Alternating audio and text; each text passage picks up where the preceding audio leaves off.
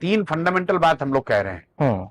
15 साल से कम उम्र का हर वो बच्चा जो बिहार में है, उसको इतनी बेहतर शिक्षा दी जाए कि वो समाज पर कल बोझ न बने, व्यवस्था पर बोझ न बने। उसको अच्छी शिक्षा के लिए सरकारी स्कूल की व्यवस्था सुधारी जाए, और अगर सरकारी स्कूल की व्यवस्था जब तक नहीं सुधरती है तब तक उसको ये अवसर दिया जाए कि उसके माँ बाप उसको प्राइवेट स्कूल में भेजें, उसका खर्चा सरकार भरे। तो पहला जो पहलू है कि 15 साल से कम उम्र के बच्चों को सबसे बेहतर शिक्षा जो उपलब्ध कराई जा सकती है उपलब्ध कराया जाए। क्यों 15 साल कह रहे हैं? अगर 10वीं तक बच्चा बढ़िया पढ़ गया तो वो समाज पर, व्यवस्था पर बोझ नहीं बनेगा। अगर हम लोग यहाँ सरकारी स्कूल में पढ़े, 10वीं तक हमारी पढ़ाई अच्छी हो गई, तो मैं अपने जीवन में खड़ा हो जाऊंगा। मुझे इससे मतलब नहीं है कि बिहार सरकार हमको वजीफा देती है कि नहीं, कि हमको अनाज देती है कि नहीं। तो व्यवस्था पर बोझ न बने नए लोग, उसके लिए जन स्वराज की सोच है कि पहले 5 साल से 15 साल की उम्र के बच्चों को सबसे बेहतर शिक्षा उपलब्ध कराई जाए। दूसरा, 15 साल से 45-50 साल की उम्र के जो लोग हैं जिनको पढ़ाया नहीं जा सकता है, आप आकर कितनी अच्छी शिक्षा व्यवस्था बना दें, जो 40 साल का आदमी उसको नहीं पढ़ा सकते हैं,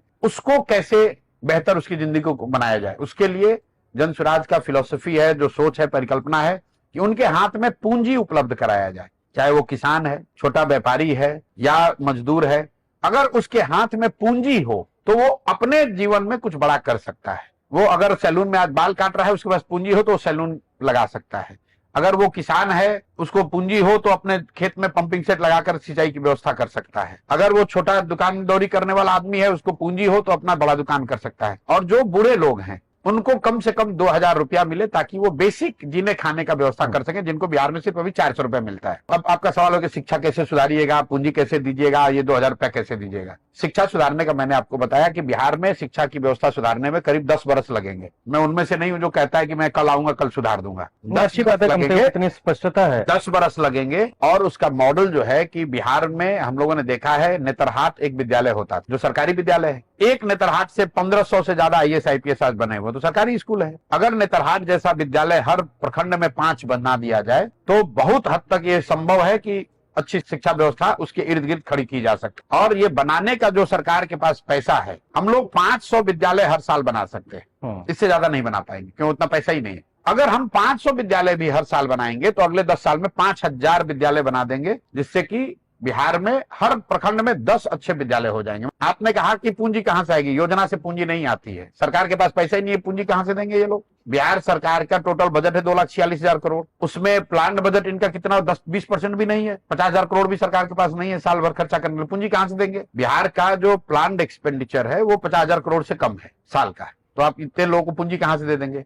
पूंजी आपको बैंकों से दिलाएंगे। बैंक जो है वो बिहार से हर साल करीब करीब 2 से 2.5 लाख करोड़ रुपया ट्रांसफर करते हैं दूसरे राज्यों में। ये पैसा बिहार के लोगों का पैसा है। एक रेशियो होता है RBI का जिसको कहते हैं CD रेशियो, जो ये बताता है कि बिहार के लोग कितना पैसा बैंकों में पैसा जमा कर रहे हैं और उसके एवज में कितना पैसा बैंक यहाँ लोन के तौर पर, पूंजी के तौर पर लोगों को दे रहा है। देश के स्तर पर यह आंकड़ा 70 से 75% होता है। मतलब देश भर में जितने लोग पैसा जमा करते हैं बैंक में, उसका 70 से 75% पैसा बैंक वापस ऋण के तौर पर आपको देता है, घर बनाने के लिए, गाड़ी लेने के लिए, बिजनेस करने के लिए, जो भी आप काम करना चाहते हैं, पढ़ाई करने के लिए। बिहार में यह आंकड़ा है 40%। मतलब बिहार के लोग जो पैसा जमा करते हैं बैंक में, उसके एवज में बिहार के बैंक सिर्फ 40% लोन देते हैं। इसका असर क्या होता है? इसका असर यह है कि 1990 से पिछले वित्तीय वर्ष तक बिहार से बैंकों ने 26 लाख करोड़ रुपया ट्रांसफर किया दूसरे राज्यों में। 26 लाख करोड़ रुपया, ये टाटा बिरला का पैसा नहीं है, किसी उद्योगपति का पैसा नहीं है, बिहार की आम जनता, ये बिहार की आम जनता का पैसा है। ये पैसा गया कहाँ? ये पैसा गया गुजरात,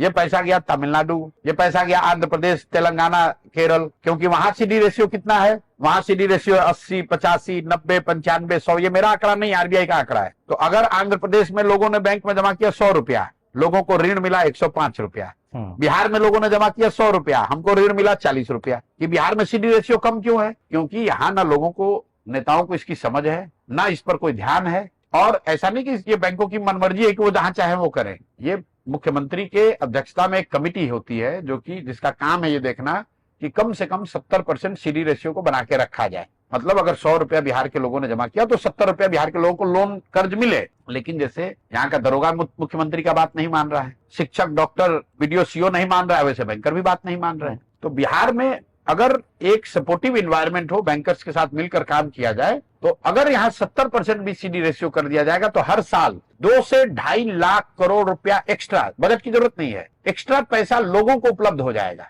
पूंजी के तौर पर, कर्ज के तौर पर, कैपिटल के तौर पर, जिसका बड़े पैमाने पर असर समाज में होगा। तो अगर आप आज 1 कमरे का घर बना रहे हैं तो आप 4 कमरे का घर बनाने की स्थिति में होंगे। आप अपने खेती में इन्वेस्टमेंट कर पाएंगे, आप अपने बिजनेस व्यापार को बढ़ा पाएंगे। आज 4 गाड़ी आप टैक्सी के तौर पर चलाते हैं, कल 40 गाड़ी चलाने की स्थिति में हो जाएंगे, क्योंकि बैंकों से ऋण सुलभ हो जाएगा, वो पैसा आपको उपलब्ध हो जाएगा। तो पहला है शिक्षा, दूसरी है पूंजी, और तीसरा, हम लोग ये नहीं कह रहे कि हम बिहार के जितने गरीब हैं सबको बढ़िया बना देंगे, लेकिन जो 400 रुपया मिल रहा है उसको मैं 2000 रुपये करना चाहता हूं। क्यों करना चाहता हूं? क्योंकि प्रति व्यक्ति जो एक्सपेंडिचर है, जो देश का पर कैपिटा एक्सपेंडिचर का जो डेटा है, वो बताता है कि एक बेसिक मिनिमम जो राष्ट्रीय औसत क्या है, मतलब कितना पैसा आप कमाते हैं उससे मतलब नहीं, कितना पैसा आप खर्च करते हैं। पर कैपिटा बेसिस पर मैं चाहता हूं कम से कम 2 से 2500 रुपया आदमी खर्च करे, तो एक डिग्निफाइड बेसिक जो खाना पीना है उतना हो सकता है बिहार में। सब पूरा तो नहीं होगा, लेकिन कुछ एक बेसिक डिग्निटी उसके लाइफ में आ जाए।